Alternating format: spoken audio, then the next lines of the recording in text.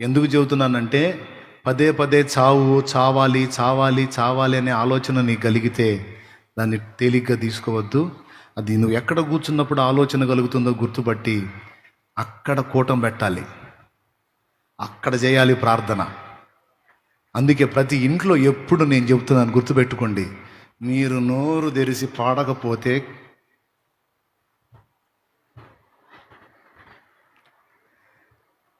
భక్తులు వాడిని ఉన్నాయి, నేను వాడిని ఉన్నాయిగా, అయ్యన్నా పెట్టండి. పొద్దున్న లేచిన దగ్గర నుంచి పాటలు పెట్టండి, స్తుతి వినపడేటట్టు చేయండి. ఇంట్లో అనుకూలమైనటువంటి ప్రశాంతమైనటువంటి ఆనందకరమైన ఆరాధనకరమైన వాతావరణం ఎప్పుడైతే ఇంట్లో ఏర్పాటు చేసుకుంటామో ఈ వ్యతిరేక శక్తులు కనపడవిక.